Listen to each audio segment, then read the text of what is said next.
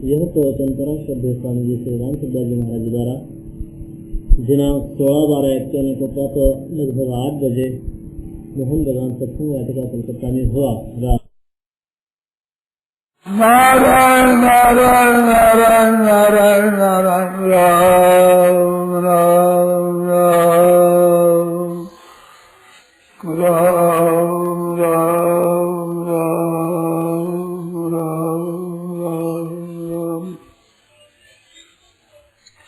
अराकृतं भगवन्तं परम निर्मलराधते सौन्दर्य सा सर्वस्वं वन्दे नन्दात्मनः प्रपन्न पारिजाताय तुलसीदेव गोपाणये ज्ञानमुद्राय कृष्णाय गीतामृतये नमः। वसुदेवसुतं देवं कंसचाणूरमर्दनं देवकी परमानन्दं कृष्णं वन्दे जगद्गुरुं। वंशी विभूषितकरान्नरनीरदाभात् पीताम्बरादरुणबिम्बफलाधरोष्ठात् पूर्णेन्दुसुन्दरमुखारविन्दनेत्रात् कृष्णात् परं किमपि तत्त्वमहं न जाने। हरि ओं नमो परमात्मने नमः गोविन्दाय नमो नमः। श्री गुरु चरणकमले नमः।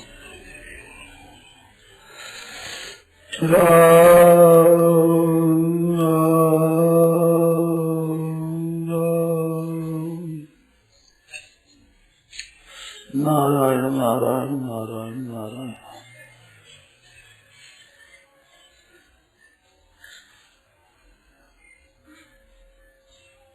राधा नाम के विषय में एक पूजा मिला है। वास्तव में क्या तत्व है इस बात को तो भी भगवान जानते हैं। दूसरे उनके कोई ऊंचे दर्जे के भक्त को वो जानते हैं, एक नंबर में तो भगवान ही जानते हैं, वैसा कोई नहीं जानता।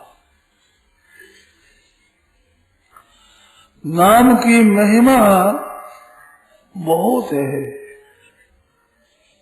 ऐसे राधे के जैसे राम है, जैसे कृष्ण है, गोविंद वासुदेव दामोदर, नाम में अधिक की महिमा है। तो रा कहते ही भगवान पीछे पीछे दौड़ते हैं और कहते ध कहते ही उसके समर्पित हो जाते हैं। ऐसा भी आया है। तो ऐसा उनसे बढ़कर भी आ जाए तो कोई आश्चर्य नहीं है। जो लिखते हैं पूरा जानते हैं, अपना अनुभव करके लिखते हैं। एक तो पुस्तकों को देखकर लिख देते हैं, बड़ा सरा कर लिख देते हैं, और एक अपना अनुभव होता है वो लिखते हैं। तो बढ़ा चढ़ा कर लिख देते हैं, उनका कोई मूल्य नहीं है। और वो इतना लिख ही नहीं सकते जितना भीतर अनुभव होता है लिखते हैं, वो लिख सकते नहीं। महिमा इतनी अधिक है कि कितनी अधिक लिख दे, लोगों की दृष्टि में बहुत अधिक महिमा मालूम पड़ती, जान पड़ती है, बहुत ज्यादा लिखा है, परंतु उनका अनुभव इतना विलक्षण है कि वो लिख सकते नहीं। इससे अधिक अनुभव है उनका। तो नाम की महिमा जितनी कही जाए उतनी थोड़ी है। तो राधे नाम से ऐसे होता है, परंतु वो अनुभव को जो लेकर के लिखते हैं वो साधारण आदमी उनको नहीं समझ पाता, और करके उसका अनुभव भी नहीं कर सकता। किस स्थिति में होकर, कैसी अवस्था में होकर वे कहते हैं, उस स्थिति को वे ही जाने, दूसरे नहीं जान सकते। तो राधा जी है क्या तत्व है, और भी पूछा राधा तत्व क्या है। तो राधा तत्व क्या है, तो उसका बहुत विकृत विपरीत अर्थ, जैसे कोई एक अक्षर लिखे उनका विपरीत होता है, तो विपरीत में और तरह होता है वो। जैसे मैंने एक दिन दृष्टांत दिया था कि जैसे हम दर्पण में मुख देखते हैं, तो हम अगर पश्चिमाभिमुख बैठे हैं, हमारा मुख पश्चिम दिशा की तरफ है, तो दर्पण का मुख, दर्पण में देखने वाला मुख वो पूर्वी तरफ देखता हुआ दिखेगा।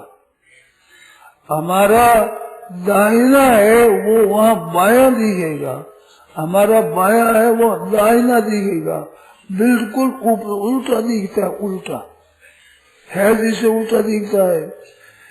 ऐसे संसार को इसको बताया है कि दर्पण दृश्यमान नगरी प्रेक्षम अंतर्गतम, ये दृश्य है उनको दर्पण में देखने की तरह दिखा है। तो संसार में उल्टा दिखता है, तो उल्टा दिखता तो क्या हो गया, उल्टा दिखने से बिल्कुल विपरीत, जैसे कोई मुक्ति देने वाली चीज हो वो नरकों में ले जाने वाली चीज हो जाए, इतनी उल्टी होती है, सफा उल्टी। तो प्रेम क्या चीज है, इस चीज को समझने के लिए एक उल्टी बात कहते हैं आपको। जैसे विषयों का आकर्षण है, जैसे स्त्री का पुरुष के प्रति, पुरुष की स्त्री के प्रति जो आकर्षण है, ये आकर्षण अपने सुख के लिए है, और भगवान का, राधा जी का आकर्षण है, ये सुख देने की गंदी नहीं है किंचन मात्र भी, केवल सुख देने के लिए है। श्री जी का प्रेम भगवान कृष्ण में है, कृष्ण को सुखी करने के लिए, प्रसन्न करने के लिए, और कृष्ण भगवान का प्रेम है श्री राधा जी को प्रसन्न करने के लिए। उनकी प्रसन्नता अपना किंचित मात्र भी नहीं, ये बात है, पर इससे भी आदमी समझ नहीं सकता। प्रेम एक चीज बड़ी अलौकिक है। आज तो लोगों ने इस प्रेम को ही प्रेम कहा है कि दूसरी पुरुष का आकर्षण है, ये तो कुत्ता कुत्ती में भी होता है, ये कोई प्रेम नहीं। प्रेम चीज बहुत निकृष्ट नरकों में ले जाने वाली चीज है ये। परंतु आकर्षण एक आकर्षण है, उसका अंश एक लिया जाए तो लिया जाए तो आकर्षण ऐसा केवल उनके हित के लिए, वो अनिर्वचनीय प्रेम है जिसका निर्वचन नहीं हो सकता। प्रतिक्षण वर्धमान प्रेम है, प्रतिक्षण बढ़ता है। वो प्रेम प्राप्त होता है तत्व ज्ञान के बाद, जब संसार मात्र का अत्यंत अभाव हो जाता है और तत्व में स्थिति होती है, उसमें एक विलक्षण आनंद होता है, अपार आनंद, असीम आनंद, अखंड आनंद। ऐसा आनंद होता है जिसमें कभी भी ब्रह्मा जी की अनेक होकर के लय हो जाए तो भी उसमें कुछ फर्क नहीं पड़ता। सृष्टि का सर्गे भी न हो जाए, प्रलय न व्यथंती, महासर्ग में भी उत्पन्न नहीं होता है, महाप्रलय में भी व्यथा किंचित मात्र भी वहां नहीं पहुंचती, महाप्रलय में भी। ऐसी बात भगवद गीता में लिखी 4वें अध्याय में। तो वो बात एक विचित्र है, इतना ज्ञान आनंद होता है, परंतु वो ज्ञान है, उस ज्ञान को अखंड माना है, अनंत माना है, असीम माना है, अपार माना है। परंतु प्रेम के आनंद को प्रतिक्षणम वर्धमानम माना है। अखंड, अपार, शांत, सम, सदघन, चिदघन, आनंद घन, ऐसा अपार आनंद है। ये ज्ञान का आनंद है और प्रेम का आनंद है, उनसे विलक्षण है। वो कैसा है तो उसके लिए कहा है कि प्रतिक्षणम वर्धमानम अनिर्वचनीयम। ऐसा प्रतिक्षण वर्धमान, मानो क्षण प्रति क्षण बढ़ता है, बढ़ता।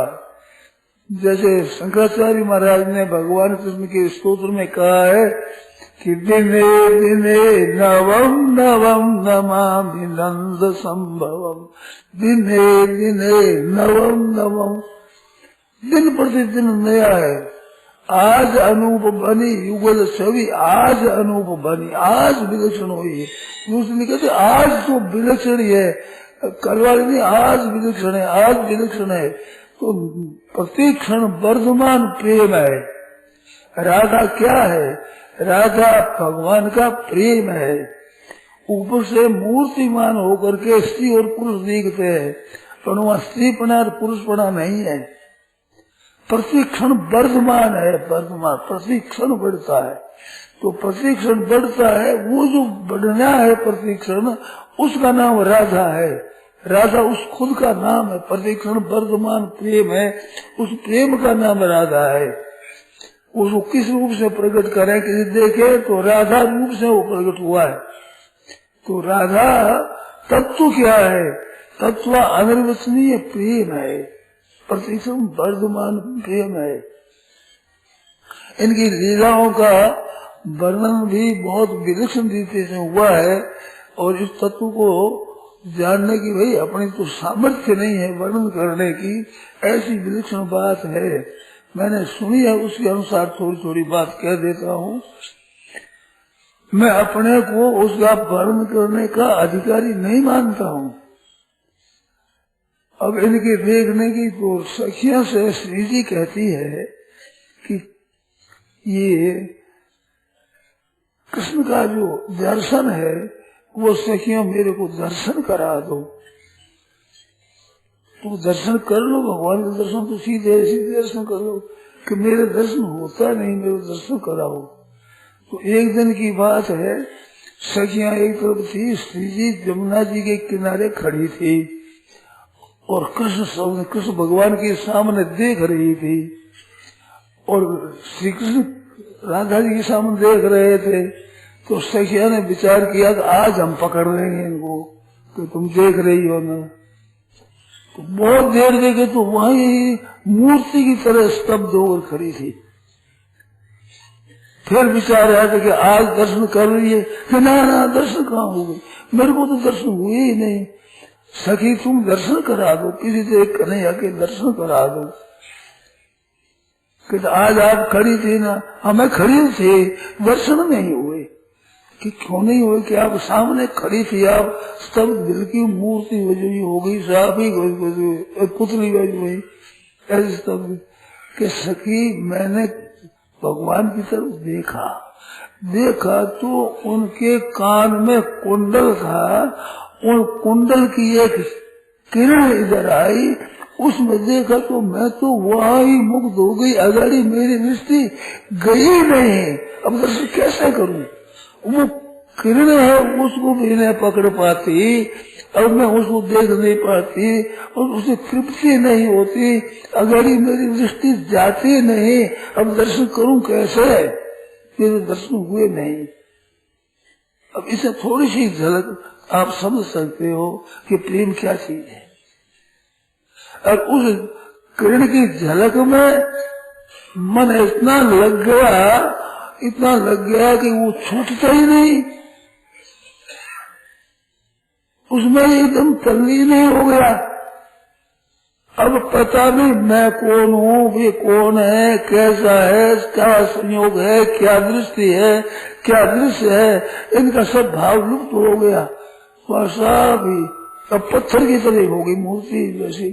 कुछ ख्याल नहीं, कुछ होश नहीं, कुछ विचार नहीं, कौन है, कहाँ है, कितना समय हुआ, क्या देखते हैं लोग, क्या देखेंगे, किंचित मात्र भी पूर्णा न हो करके उसमें रही।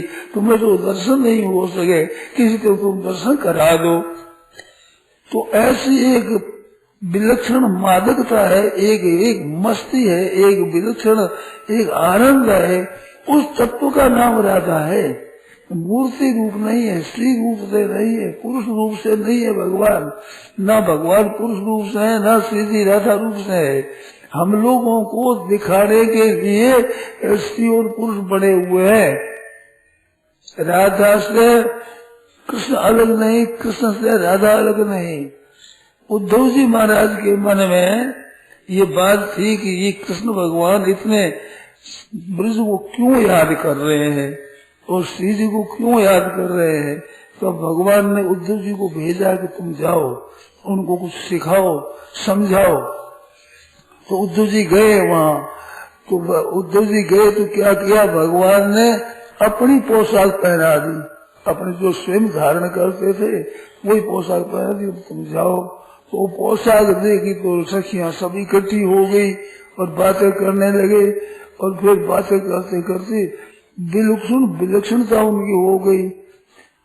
तो वो ज्ञान देने लगे, तो खुद भूल गए ज्ञान। ज्ञान बजाई डुगडुगी बिरह बजायो ढोल उधो सुधो हो गयो सुन गोपियन के बोल। डूडी की बजाई ज्ञान रही जो उसमें मारा बिरह का ढोल बजाए, ढोल में डूडी की थी बेचारी, क्या उसी पता लगे। तो इस तरह से उधे सीधे हो गए। और फिर महाराज जब भगवान के पास आए तो कहते हैं कि आप यहाँ बैठे क्यों, आपको ब्रज आपसे छूटा कैसे, ब्रज कैसे छूट गया आपका, ब्रज की भूमि कितनी विलक्षण है।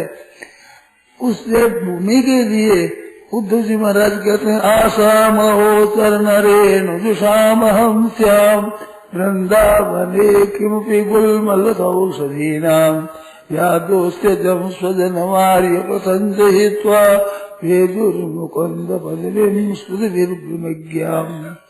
आसाम हो, ये जो गोपिकाएं है, श्री की बात तो दूर रही, जितनी गोपिकाएं है ब्रज की, इन गोपिकाओं का चरण धूली मेरे को मिल जाए, चरण रज मिल जाए, चरणों की धूली मिल जाए तो मैं क्या करूं। आसाम हो चरण रेणु जुषाम हम श्याम,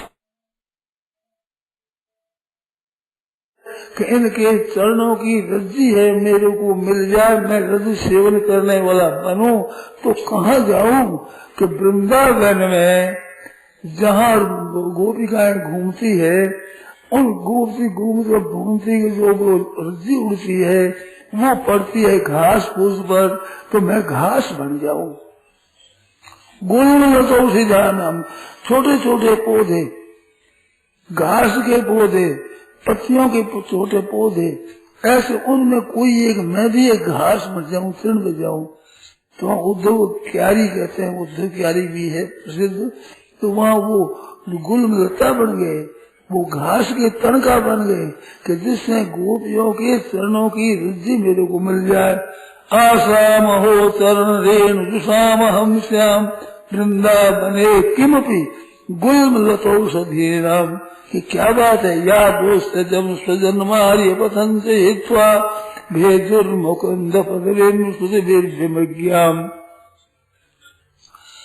उसमें विलक्षण बात बताते हुए बताया कि या दुष्ट जब स्वजनम आर्य पतन से हित्वा, संसार में जो स्वजन है अपने माता पिता स्त्री पुत्र भाई भतीजा भौजाई, ये खास स्वजन है। कुटुंबियों में खास वो चाचा ताऊ आदि भी दूर है, ये नजीक के कुटुंब है, माता पिता है, एक भाई भौजाई भतीजे एक स्त्री और एक पुत्र, ये खास कुटुंबी है स्वजन, खास अपने कहलाने वाले गृहस्थों में खास अपने। तो इसकी परवाह नहीं, गोपिकाओं ने इसकी परवाह नहीं की। इससे ऊंचे उठते हैं तो जो है आर्य पथ, जो श्रेष्ठ पुरुष है, परमात्मा तत्व कुछ जानने की जिनकी इच्छा है, वे स्त्री पुत्र आदि की मोह की बेड़ी है ही नहीं उनके किंचित मात्र भी। इनको छोड़कर केवल परमात्मा तत्व में ही लगे हुए हैं, वो है आर्य पथ। अनादि मस्वर की मकीर्ति भगवान ने कहा है, तो अर्जुन इसको छोड़ करके तो कहाँ से कायरता आ गई। तो आर्य पथ है श्रेष्ठ, जिसमें मुक्त हो जाते हैं, सर्वथा संसार से विरक्त होकर मुक्त हो जाते हैं, अपने ज्ञान आनंद के पीछे मस्त रहते हैं। ये दो मार्ग हुए, एक स्वजन मार्ग हुआ, एक आर्य मार्ग हुआ, श्रेष्ठ मार्ग हुआ, जिसमें संसार का अत्यंत अभाव और परमात्मा तत्व की प्राप्ति हो जाए, ऐसा आर्य पथ है। अब दोनों को कहते गोपिकाओं ने स्वजन पथ का भी त्याग कर दिया और आर्य पथ भी त्याग कर दिया। या तासाम या स्वजन मार्य पथन से हित्वा, जो स्वजनों को और आर्य मार्ग को ही छोड़ दिया, स्वजन कुटुंब तो छूट ही गए, पर आर्य पथन से हित्वा उसका त्याग करके भेदुर मुकुंद पदवीं, मुकुंद भगवान की पदवी को जो श्रुति भी ब्रह्मज्ञा, जितनी वेदों की श्रुतियां है सब की सब जिस परमात्मा तत्व को ढूंढने के लिए रहती, हरदम खोज करती है, मृज्ञा मार्ग अन्वेषण खोजने के लिए पड़ी हुई है, खोजती है। अभी तभी श्रुतियों ने पूरा पाया नहीं है उस तत्व को। ऐसे उसकी पदवी को भेजू मैंने धारण किया, उनका सेवन किया, मुकुंद पदवी को। जिन गोपिकाओं ने उन गोपिकाओं के चरण रेणु को सेवन करने वाला गुल लता औषधि तृण घास, इसमें मैं कुछ बन जाऊं तो उनकी रज्जी मेरे पर पड़ जाए तो मैं निहाल हो जाऊं।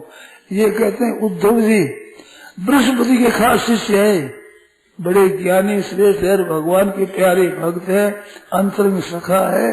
और बृहस्पति महाराज आज संसार में सबसे अधिक अगर विद्वान देखा जाए तो देवताओं के गुरु बृहस्पति है, उसके समान कोई नहीं है।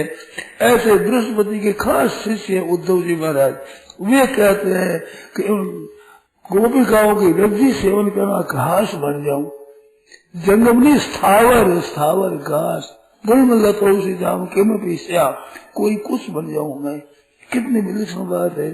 तो वे जानते हैं इस बात को कि गोपिकाएं कितनी विचित्र है। गोपी प्रेम की ध्वजा है, गोपिकाओं है, उनको भागवत में विचित्र बात लिखी है। ये बनचरी, इनको ये जंगली छोरियां है, गोपिकाओं है जंगल में रहने वाली जंगली छोरी, शहर की सभ्यता वाली पढ़ी लिखी की नहीं, बिल्कुल ऐसी। और व्यभिचार दुष्टा, व्यभिचार दोष है इनमें, जो भगवान की तरफ खींचती है।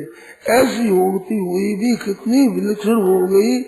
जो महाराज सुखदेव जी महाराज भी जिनको आदर दृष्टि से देखते हैं, बहुत विशेष है। अनाराधितो नूनम, जब भगवान अंतर ध्यान हो गए हैं तो साथ में श्रीजी अंतर ध्यान हो गई है।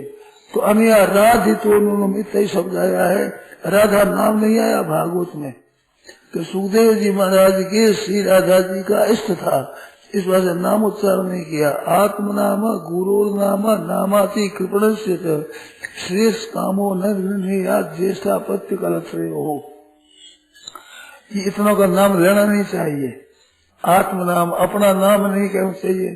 साफ कोई कहे तो बड़ी नम्रता से उच्चारण, छोटा सा नाम अपना बता दे, नहीं तो आत्म नाम। और गुरु नाम, जो अपना गुरु जी उसका नाम नहीं कहना चाहिए। श्री महाराज आदि के नाम से पुकारते हैं। हमारे साधुओं में ऐसी भी थी, अब भी है अलबत्ता कुछ कहीं कहीं, गुरु का नाम नहीं लेते। आत्म नाम गुरु और नाम नामाति कृपण से, अत्यंत कृपण का भी नाम नहीं लेना चाहिए। और ज्येष्ठ अपत्य, जो बड़ा लड़का है, उस बड़े लड़के का वो भी लड़का पड़ा, उसका भी नाम नहीं लेना चाहिए। बीकानेर में भाइया ही कहते हैं, भाइया, बड़े लड़के को भाइया नाम, भाइया नाम नहीं लेते। नाम लेते तो दूसरा नाम लेते हैं, उसका जन्मजात नाम है वो नहीं लेते। और स्त्री का नाम, स्त्री है उनका नाम लेना नहीं चाहिए, ऐसा शास्त्र में कहा है। तो अत्यंत कृपण है, अत्यंत पापी है, उसका नाम लेने का दोष लगता है, और इनमें लगने में भी दोष लगता है। उस पंक्ति में नाम लिया गया है, ज्येष्ठ अपत्य कलत्रय हो। आत्म नाम गुरु नाम नामाति कृपण से श्रेष्ठ काम हो, जो कल्याण चाहता उद्धारता है, उसका ज्येष्ठ अपत्य कलत्रय हो। पांचों का नाम नहीं लेना चाहिए जबान से। तो महाराज सुखदेव जी ने भागवत में वर्णन किया, तो राधा नाम नहीं आया, राधा नाम आया ही नहीं है। अनया राधितो इनने आराधना भगवान के लिए, ऐसा शब्द आया है, परंतु राजशासन से दो धातु से राधिका आया है, तो राधा नाम नहीं आया। तो सुखदेव जी महाराज के भी इष्ट श्री राधा जी का ही था, इस वास्ते उन्होंने नाम उच्चारण नहीं किया। ऐसे संतों से मैंने सुना है, अच्छे अच्छे पंडितों से और जानकार जो इस विषय में गहरे उतरे ऐसे पुरुषों से, तो इतना विलक्षण नाम है जिनमें सुखदेव महाराज भी जिनसे आकृष्ट हो जाते हैं। भगवान के चरित्रों से, भगवान के गुणों से जन्मते ही चल पड़े थे। सुखदेव जी महाराज का जन्म हुआ तो भगवान से यही प्रार्थना की कि महाराज हमारा जन्म हो तो हमारे बाहर आओ, तो 12 वर्ष रहे गर्भवास में, माँ के गर्भ में रहे, 12 वर्ष तक रहे। राजा तो आपकी माया लग जाएगी, तो मैं गर्म दुख है वो मेरे को सुख है, बड़ा आनंद है। संसार की माया का जो दुख है उस दुख से बहुत कम दुख है, यहाँ पर आराम बहुत है, मैं यहीं रहूंगा, नहीं आऊंगा। फिर वो एक क्षण के लिए आए तो 84 सिद्धर के ही साथ में उस क्षण में जन्मे वे सभी विलक्षण ही हुए, जैसे भगवान ने माया खींची थोड़ी। तो वो जन्मे है तब जन्मते ही निकल गए। 12 वर्ष का बालक होता है जैसे हुए तो वो चलते ही गए। यम प्रब्दजंद मनुपेतमपेत कृत्यम दैपायनो विरह कातर आजुहाव पुत्रेति तन्मयतया सर्वो विनेदुस्तं सर्वभूत हृदयं मानतोस्मि। ऐसे सुखदेव जी महाराज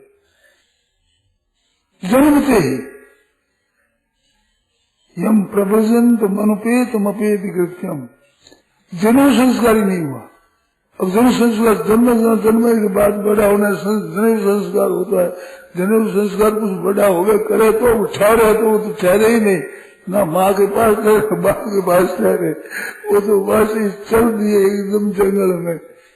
अनुपेत और अपेत कृत्यम, कृत्य उनका कोई बाकी रहा नहीं। कोई काम करना है, कोई कर्म है कि धर्म है कि अनुष्ठान है कि भक्ति है कि तत्व ज्ञान है, ऐसा कोई कृत्य करना चाहिए। मनुष्य जन्म लेकर के उसको सफल बनाने के लिए कुछ करने जाए, ऐसा कृत्य कोई था ही नहीं, करना कोई बाकी नहीं रहा। 3 बात होती है, एक तो करना, एक जानना और एक पाना। ये 3 पूर्ण होने पर मनुष्य जन्म सफल हो जाता है, करना भी पूरा हो जाए। कृत कृत्य से बात है, कृत कृत्य करना नहीं, कृतम कृत्यम, ये जिसने कृत्य कर लिया पूरा, करना कुछ बाकी नहीं रहा। एक ज्ञातव्य जो जानने के लायक है उसको जान गया, वो ज्ञातव्य हो जाता है। और ऐसे ही प्राप्तव्य, जो कुछ तत्व को प्राप्त करना है वो प्राप्तव्य हो जाता है। मनुष्य जन्म लेकर ये तीनों बात पूरी कर लेनी चाहिए, ना करना बाकी रहे, ना जानना बाकी रहे, ना पाना बाकी रहे। जैसे गीता में लिखा है, यम लब्ध्वा परम लाभम मन्यते नादि तथा, जिस लाभ की प्राप्ति होने पर तथा अधिकम अपरम लाभम न मन्यते, उससे बढ़कर दूसरा कोई लाभ ऐसा मान नहीं सकता। और यस्मिन् स्थितो न दुखे न गुरुणा भी विचार लेते, जिसमें स्थित होने पर उस लाभ की प्राप्ति होने पर गुरुणा भी दुखे न विचार लेते, गुरुतर दुख से भी विचलित नहीं होता, मानो उस लाभ से हटता नहीं। गुरुणा भी दुखे न, गुरुतर दुख से भी, मानो शरीर को किसी कारण से ऐसे टुकड़े किए जाए, छोटे छोटे ऐसे शरीर के सबके टुकड़े किए जाए जीते हुए के, तो ऐसा करने पर भी उनके वहां दुख नहीं पहुंचता। गुरुतर दुख, गुरुणा भी दुखे न मिलाते। जो पर्वत आपस में टकराते और बीच में आ जाए, ऐसे दुख से भी वो कभी घबराते नहीं। घबरा क्या, दुख पहुंचता नहीं। तम विद्या दुख संयोग भी होगा, गुरुणा भी दुखे न विचारते, गुरु से दुख भी वहाँ पहुंचता नहीं। शरीर की इतने पीड़ा होने पर भी उनके जो स्वरूप में आनंद है उसमें कुछ फर्क नहीं पड़ता, वहाँ दुख पहुंचता नहीं। इसमें बताओ थोड़ा सा आप ध्यान दें, एक दर्द होता है, एक दुख होता है। दर्द तो जहाँ सुई चुभाए तो सुई का दर्द होगा, या अंग कट जाए तो दर्द होगा। और दर्द होता है वो और है, एक दुख होता है। दुख और दर्द 2 चीज है। दुख होता है वो हृदय में होती है, चिंता होती है, शोक होता है, व्याकुलता होती है, घबराहट होती है, मूर्छा हो जाती है। ऐसे हृदय में एक दुख होता है, उसका नाम दुख है। और शरीर को काट दिया जाए, वो कर दिया तो वो होता है दर्द, उसमें दर्द होता है। दर्द का ज्ञान होता है कि मुझे दर्द हो रही है, पीड़ा हो रही है, हाथ कट दिया, पैर कट गया, कटने पर वो पीड़ा है, खून बह रहा है, वो पीड़ा हो रही है उसकी, पर वो पीड़ा है, खून बह रहा है, वो पीड़ा हो रही है उसकी, दर्द हो रहा है। दर्द से भी मूर्छा हो जाए, इतना दर्द, भयंकर दर्द होता है। तो जो व्यक्त है, त्यागी है, तत्वज्ञ है, जीवन मुक्त पुरुष है, परमात्मा को जानने वाले, उनके भी गर्ज हो सकता है। बुखार आ जाए तो बुखार में 2, 3, 4 डिग्री बुखार हो जाए जोर से, तो सिर में पीड़ा, शरीर में जलन, ये हो सकता है।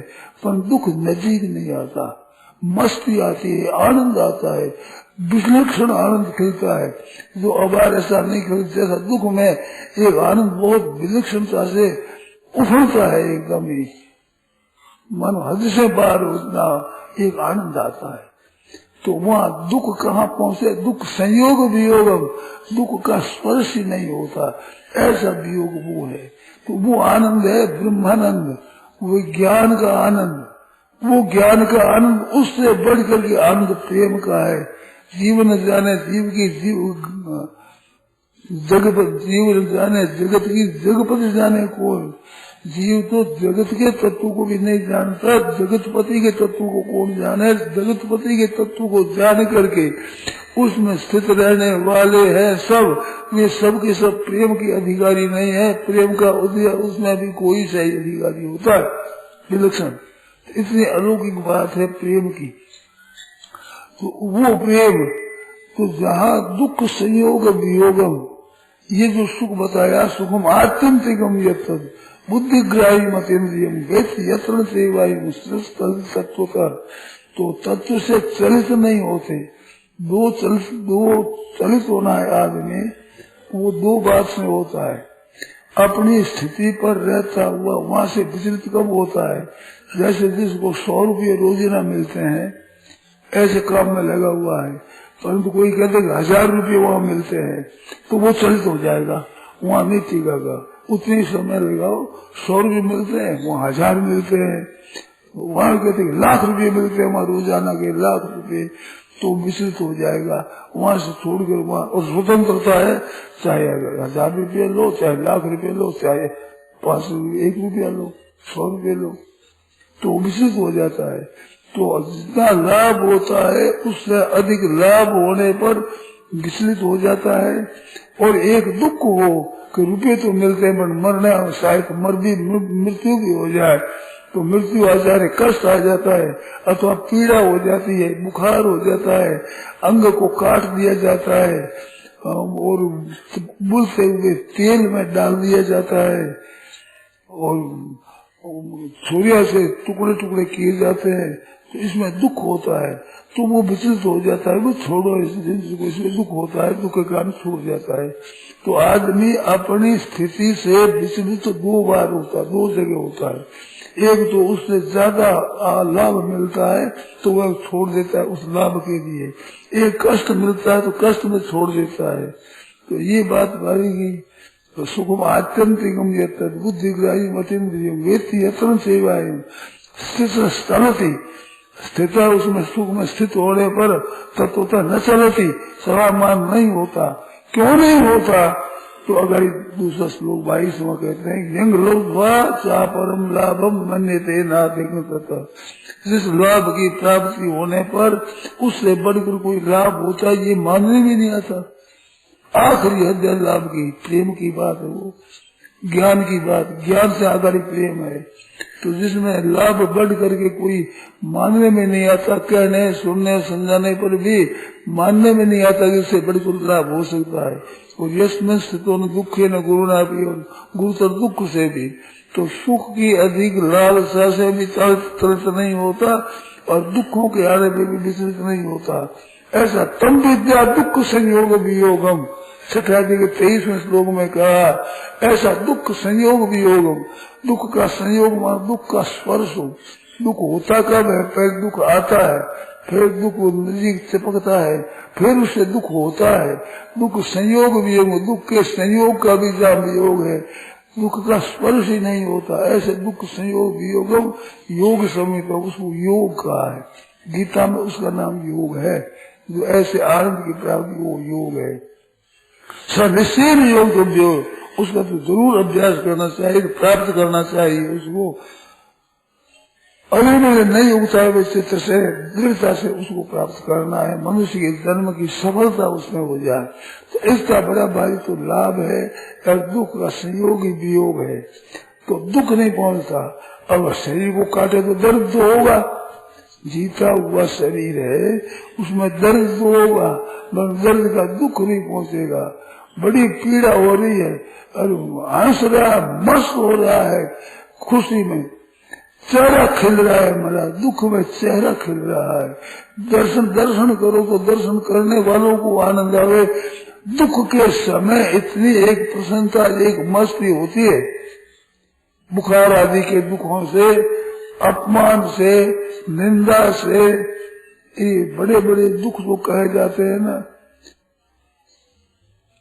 3 धक्का बताया है संतों ने। कहा है कि तन धन जाते, लाखों रुपये करोड़ों रुपये और सबका सब धन एक दिन में चला जाए, और तन कष्ट थे, तन में कष्ट आवे जिसमें मौत होने वाली, ऐसा तन में कष्ट आवे। और खास बेटा है, स्त्री है, अपने माता पिता है, कोई जिनमें ज्यादा स्नेह वो मर जाए, ये 3 है। तो धन जाते, तन कष्ट थे, घर मानुष मर जाए, 3 धक्कों से रामदास सकल विकल हो जाए। ये 3 धक्का है, इनसे सकल विकल हो जाए, सबके सब विकलित हो जाते हैं, विचलित हो जाते हैं, घबरा जाते हैं, घबराहट हो जाती है। तो ये तीनों धक्का आ जाए उनके, कितना ही तो अपमान हो जाए, कितनी निंदा हो जाए, कितना ही दर्द हो जाए, दुख आ जाए कितने ही ऊपर, तो हृदय में दुख नहीं पहुंचता। दुख संयोग वियोग, दुख का संयोग ही नहीं होता, स्पर्श ही नहीं होता, दुख नजीक नहीं आता। ऐसा आनंद उसके भीतर में रहता है स्वतः। ये स्वसंवेद्य स्थिति है। इस सुख को दूसरा जान नहीं सकता, दूसरों को जना नहीं सकता, बता नहीं सकते, बता तुच्छ चीजों भी नहीं बता सकते भाई। एक जैसे मैं दृष्टांत दूं कि भाई बीकानेर की मिष्टी कैसी होती कि मीठी होती है। ऊंट मिठाई असरी सोना गणो शाह 5 चीज बाकानी हुआ बीकाना बा, बीकानेर की चीज होती है।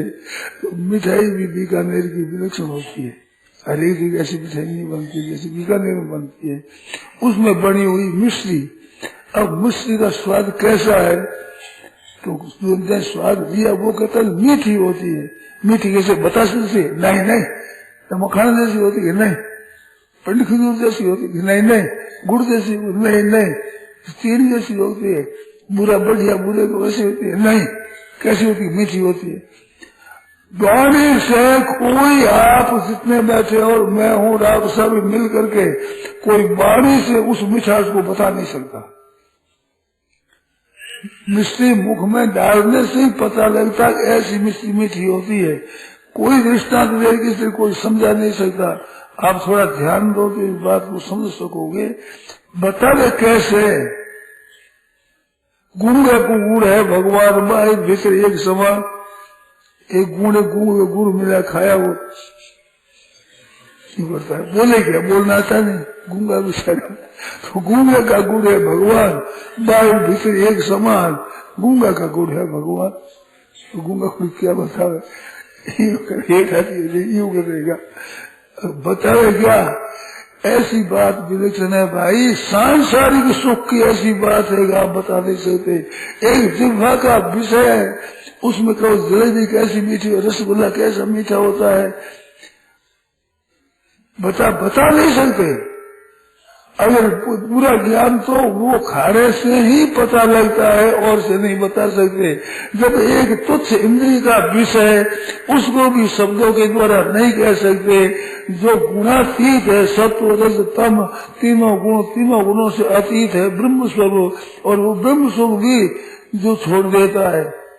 ये महाराज जनक जी गए, जब भगवान श्री राम जनकपुर पधारे,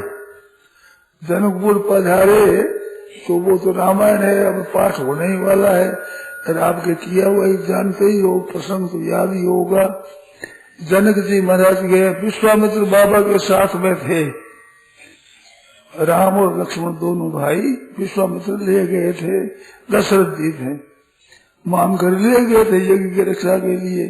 तो यज्ञ की रक्षा के लिए मांग गए, तो वहां गए, उनसे पीछे अब जनकपुरी कैसे गए, वो तो अपने यज्ञ में ले गए थे। तो विश्वामित्र जी ने कहा कि धनुष यज्ञ होता है, तो यज्ञ में जाने में तो पिता की आज्ञा थी, नहीं तो जा नहीं सकते वहाँ, कैसे जहाँ पिता की आज्ञा तो यज्ञ में जाने की है कि वहाँ धनुष यज्ञ होता है, चलो यज्ञ पे चलो। ऐसा आ गए। अब वहाँ एक आम का वृक्ष था, बड़े बगीचा, उस बड़ा सुंदर बगीचा, वर्णन बहुत वर्णन आता है, सीता जी आई है तो वर्णन है ही, ऐसा ज्यादा लुब्ध होकर वही रहती है बसंत ऋतु। तो ऐसे बगीचे में ठहरे हुए थे, तो महाराज जनक ने सुना कि विश्वामित्र बाबा आए हैं, तो वो महाराज से मिलने के लिए गए, विश्वामित्र महाराज से मिलने के लिए। तो राम लक्ष्मण देखते हैं, बच्चे तो ठहरे देखते हैं, खेलते हैं, और वही समय देखने गए, और राजा आकर बैठ गए, आओ भक्त हो गया। फिर उस समय में दोनों राजकुमार आए वहाँ, विश्वामित्र जी अपने पास बेटा बैठाया। अब वो देखा तो जनक जी ने देखा तो जनक जी विफल हो गए। ये ज्ञानी थे, तत्वज्ञ। सुखदेव महाराज जैसे जैसे जनक जी के पास परीक्षा देने के लिए आते थे कि हमारे में क्या कमी है, कैसी है, और ये पास कर देते तो पास होते थे। इतने बड़े जनक नाम हुए हो, ये सीरत ध्वज थे, नाम जनक नहीं था, जनक पदवी है इनकी।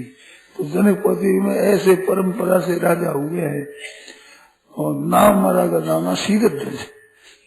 तो वे जनक महाराज उनको देखते हैं, तो वो कहते हैं कि महाराज ये कौन है? मुनि कुल तिलक की द्वीप कुल पालक। जो बड़े होते हैं वो मस्तक गुरु होते हैं, तो तिलक मुनि कुल तिलक, मुनि कुल में तो तिलक पूछा कि मुनि कुल तिलक है, मानो मुनियों के भी शिरोधार्य है, इतने श्रेष्ठ है अगर मुनि है तो भी। अथवा नृप कुल पालक, नृप सब पालक पालन करना, दुनिया माता का पालन करने वाला राजा होता है, भुजावा है ना, पालन करने की खास चीज है। तो नृप कुल का भी पालन करने वाले उनके भी, तो ब्राह्मणों में भी श्रेष्ठ ब्राह्मण है ये, अथवा क्षत्रियों में श्रेष्ठ क्षत्रिय है कौन है? ये राजा महाराज के बीच में शंका हुई। शंका क्यों हुई कि गज मुक्ता बड़े कीमती मुक्ता मोती होते हैं, उन मुक्ताओं की माला पहननी थी, और तुलसी की माला ही महाराज गुरु जी पहरा दी। तुलसी की माला से देखे तो ये ब्राह्मण होंगे, और गज मुक्ता की माला देखी तो राजकुमार होंगे। दूसरों ऐसे रत्न मिलते ही नहीं, हरेक को माला कैसे पहरा देंगे बच्चों को?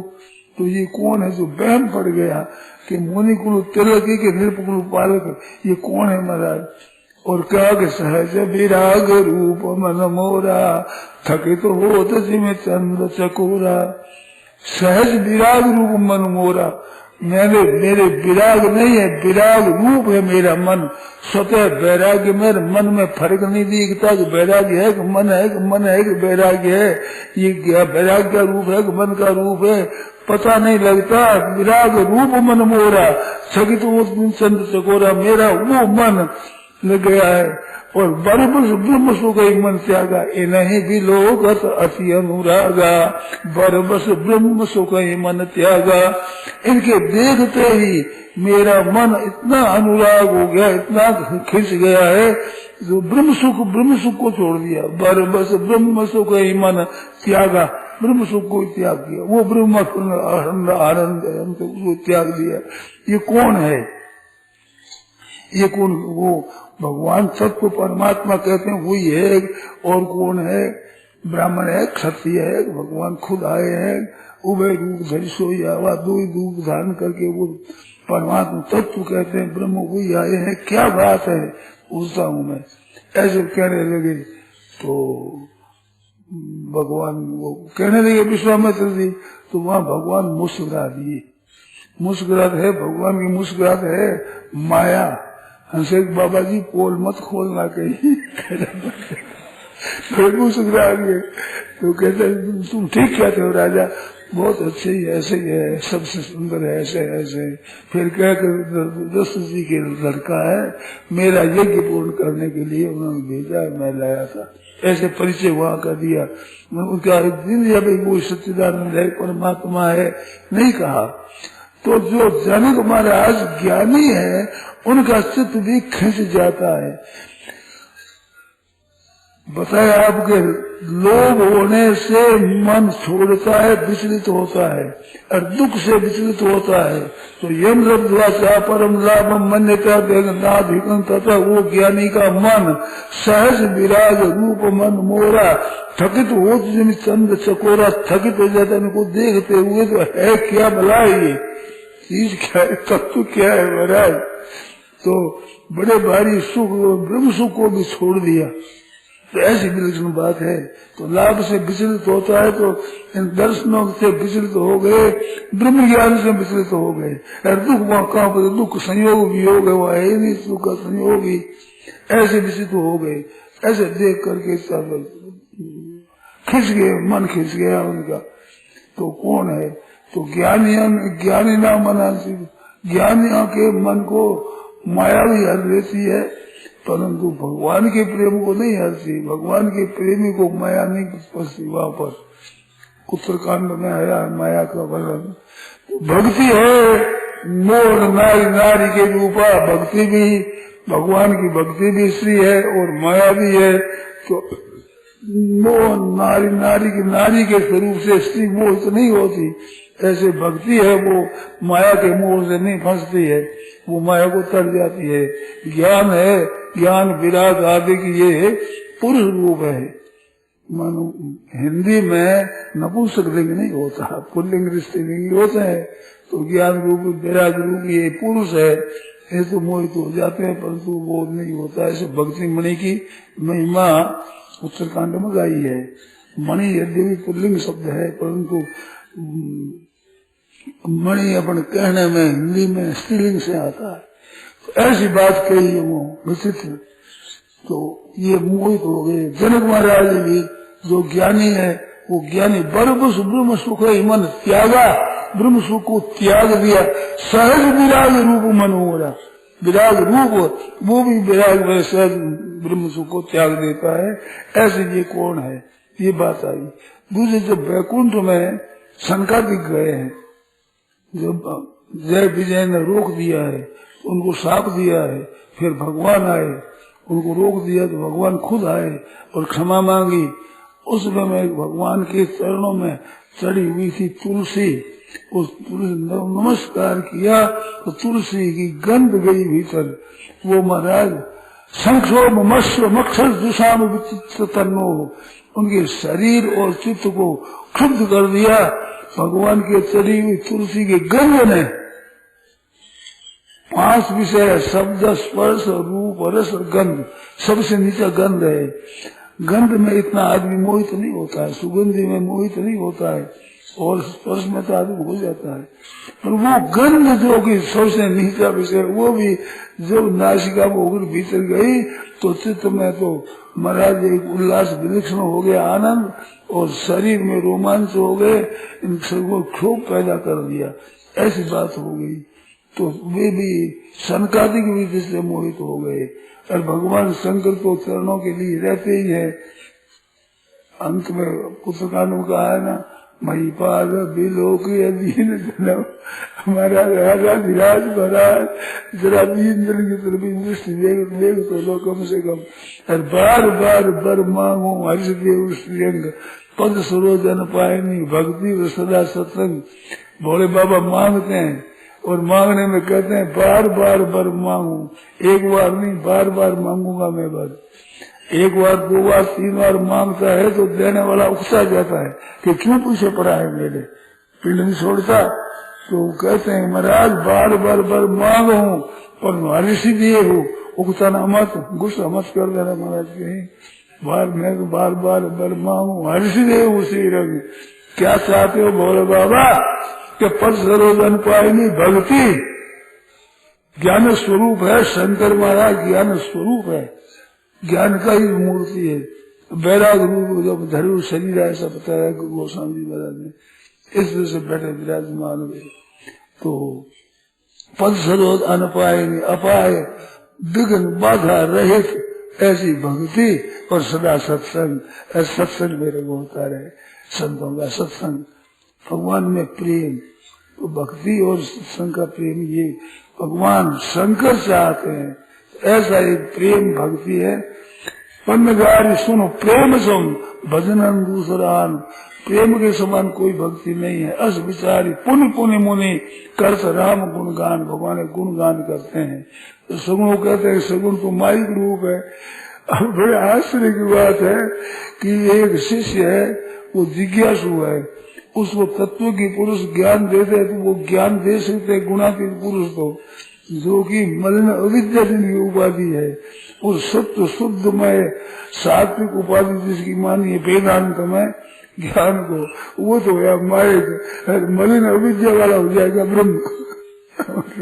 बड़ी आश्चर्य की बात है। बहुत आश्चर्य आता है हमारे पुस्तकों देखने से, पढ़ने से बड़ा आश्चर्य आता है। तो लिखा है हम पढ़ देते हैं, पढ़ा देते हैं, कह देते, सुना देते हैं। तो ऐसा एक प्रेम का अलौकिक विलक्षण रूप है। उस प्रेम तत्व का नाम राधा है। प्रेम जो तत्व है उस प्रेम के तत्व का नाम राधा है, कोई व्यक्ति का नाम नहीं है। वो व्यक्ति प्रकट हुई है श्री जी के रूप से। इन प्रेम को प्रकट करने के लिए श्री जी का स्वरूप है, श्री जी का, कृष्ण भगवान का। तो बिना प्रेम के बिना कृष्ण भगवान को तत्व से जान नहीं सकता। इस बात से भगवान प्रेम की लीला, प्रेम को प्रकट करने के लिए दो रूप से हुए। ब्रह्मवेद पुराण में कृष्ण भगवान ही दो रूप से हुए हैं। एक अपना आधे शरीर है तो कृष्ण भगवान आधे शरीर से, श्री जी दो नहीं है, तत्व एक है। राधे कृष्ण सीताराम, राधे कृष्ण एक है, दो नहीं है। होने में दो रूप हो जाते हैं लीला करने के लिए, तो लीला करने के लिए विशाल दो रूप हो जाते हैं, एक है। तो राधा कृष्ण का प्रेम स्वरूप है। भगवान कृष्ण को भी बस में करने वाले, खींचने वाला है प्रेम। तो प्रेम है वो भगवान से भी बढ़ करके माना है। भगवान जिनको ध्यान दे थोड़ा सा, भगवान जिनको मिले उनमें प्रेम नहीं हुआ, पर प्रेम हुआ हुआ भगवान मिले बिन रहे नहीं। दोनों को तोल कर देखना। मान भगवान के दर्शन हो गए, मैंने प्रेम प्राप्त नहीं हुआ, बहुतों को राक्षसों को नहीं है, जंगली आदमियों को नहीं मिला, पशु पक्षियों को नहीं हुआ, भगवान के दर्शन हो गए, मैंने प्रेम नहीं मिला। मैं किसी के प्रेम आनंद हो जाए भगवान न मिले, कोई उदाहरण नहीं बता सकते आप, कोई उदाहरण नहीं बता सकते कि भगवान मिले, प्रेम तो नहीं हुआ, मैंने प्रेम तो हो गया, भगवान नहीं मिले। तो भगवान प्रेम के वश में है। इस वजह से राधे नाम लेने से भगवान उनके वश में हो जाए, उनकी समर्पित हो जाए। क्या है कि प्रेम के वश में भगवान है, भगवान के वश में प्रेम नहीं है। प्रेम भगवान से भी ऊंचा है, भगवत स्वरूप से भी। वो प्रेम स्वरूप है श्री जी का।